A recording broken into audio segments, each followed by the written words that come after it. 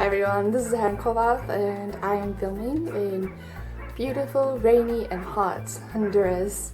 I got in a couple of weeks ago and been settling in, so I haven't wanted to make any videos, but here I am, and today I am going to talk about, today I'm going to talk about farm life because I realized that a lot of people don't have a frame of reference.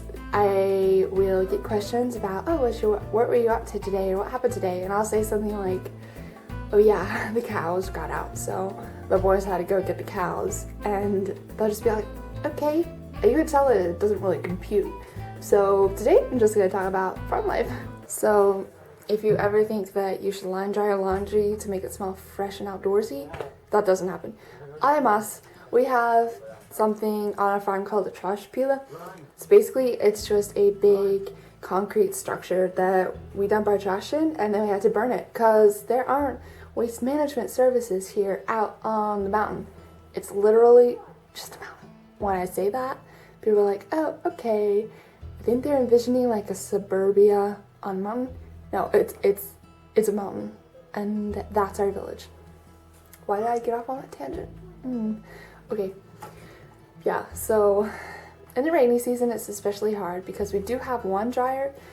The dryer pulls a lot of electricity, and here on the mountain, electricity is something you don't really want to mess with because not only is it extremely expensive because we're paying commercial rates because of how much electricity we use, but also using a dryer is extremely slow, and our dryers are awful, and so is our washer, come to think of it, and we don't have good water pressure, so laundry is a challenge. This is our laundry line. It's probably gonna get rained on. That laundry's been out there for 3 days because it's the rainy season, and every time it rains, it loses the chances of getting sun-dried. One thing I love about line-dried laundry is the way the towels are. You step out of the shower fresh and washed.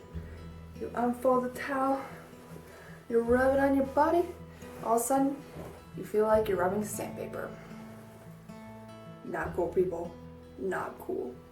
About a farm is that you have lots of buildings like the pig house, the chicken house, the water tower, the guest house, David and Alicia's house, the rec center where we do tutoring, and the place where we manufacture chocolate that my dad makes and my brothers help out with.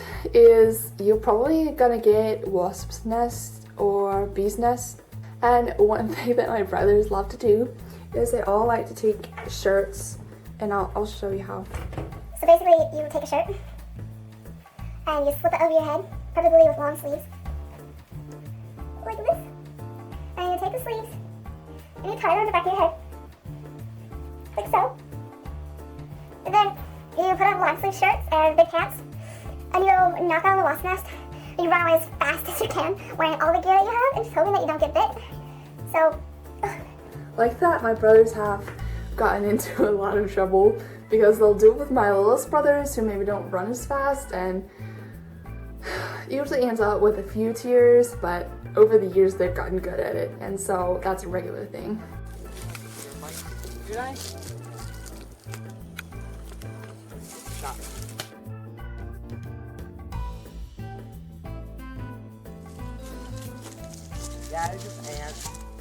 Having a farm is awesome because you're not stuck in a house, which just feels unhealthy.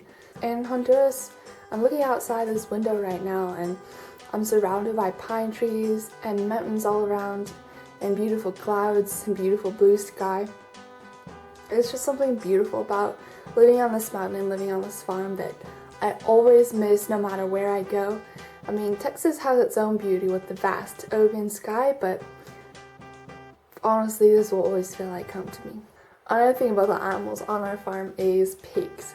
Now, we used to keep about 100 pigs in the back of our yard, but, well, because of the swine flu, which somehow people thought was related to actual swines, and so the business dropped and people stopped buying pigs from us. We couldn't sell them anymore, and the meat as well. After that, a lot of farmers got rid of their pigs, so for a while we were getting paid good money for our meat. But after that, the business dropped off and it really just wasn't supporting itself. So we eventually sold or ate 100 pigs and now we just keep one pig. The reason we do that is not only for the delicious meat that saves us a lot of money, the market, but every day we fill up about a 5-gallon bucket. Maybe every 2 days we fill it up with all scraps. So I'll just tell you what I mean. I'm not just thinking compost here. In the evening, we'll make some salad. The bottom of the lettuce, chop it up, put it into the pig bowl. In the morning, we'll make some eggs. We got eggshells, slap it in the pig bowl. At evening, Arnold doesn't eat all his noodles, and that goes to the pig bowl. Leftovers, beans, clean out the fridge, you just dump it all in the pig bowl. And when I say pigs eat everything, I mean that they eat everything. And I'm sure you really wanted to know this, but pigs can also be cannibals, which we try not to advocate for. But it's really useful to have a pig around to just get rid of all the scraps, because none of it's going to waste. It's going straight to the pig, which will later be in our bellies. So works out pretty well. Probably the biggest difference we have is that you have to keep the gates closed at all times, and you have to know where animals are. So like the cows per se, they're always getting out because we feed them zacate, and if they don't get enough of it, like maybe they feel injustice, then they will just go. And also, when you're living on a farm with 14, 15, 16, 17 plus people, gates are always getting left open, which is so annoying because you think like having to go to cows every day would train you to close the gates, but it's not true. Last night my sister was coming home from a translating job at 9:30, and halfway through our village she sees our cows about at Don Juan's Pulperia, which is maybe 15 to 20 minute walk down the road at 9:30 at night, so it's pitch black. And nobody goes out in the neighborhood at that time of night because it's pretty dangerous.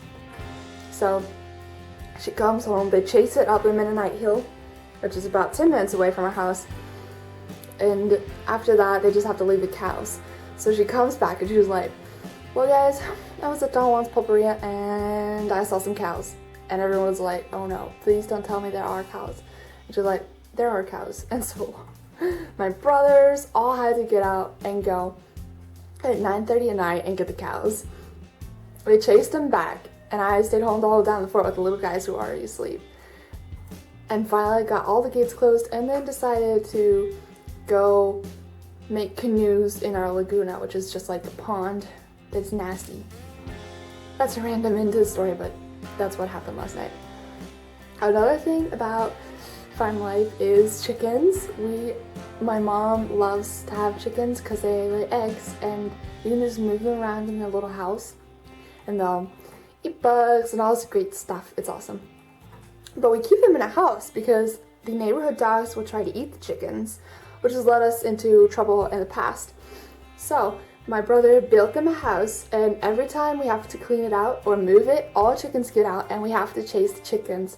It takes like 30 minutes to get all those chickens, and you can imagine 12 children chasing chickens around a couple of acres. It's hilarious. It's so much fun. I hope you enjoyed this video about farm life and what goes on on mountain in Honduras, and hope you gain some insights on how to relate to people who live on the farm, or if you do live out in the wilderness, maybe ways that you can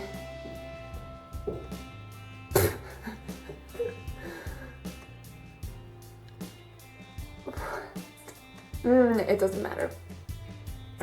So anyways, that's the video for today. That was awkward. Because we could have compost, but we have cow poop for that, so we don't really need that kind of compost. I'm sure you wanted to know that. Yeah, that's just life. No, literally, like my brother's gathering up cow poop right now and chopping it up and mixing it with water and mixing it with the dirt in our soon-to-be garden. You wanted to know that. Where was I? Yes. What are you doing? I'm producing the next video. Why is my light not working? We don't have electricity. Ah. As I just told my brother totally spontaneously, we do not have electricity, so that's another fact of life on the farm, which people get tired of hearing and don't really understand. Because even if there's a disaster in the US, electricity will go off for a little bit, but it won't stay off for days, which sometimes will happen here. It usually just gets shut off for the day, so like during the night it was off and then it turned on this morning, and then today sometime in the afternoon it turned off, and I probably don't expect it to come back on until later tonight because that's just usually how they shut it off. And it's not because of like power outages or stuff like that, they just arbitrarily shut it off, which may have to do with the fact that our electricity is subsidized, and there's some sort of deal with Venezuela or Cuba or something. I forget the details, but you get the picture. It's not classy. Anyways, all that to say, I hope you have a great day and you enjoy this video about life on our farm. Not to say that all farms are like this. We're a pretty jank farm. I mean, half the things here don't work, so it's not glorified at all. But over and out. I'll see you later, and hope you like and subscribe this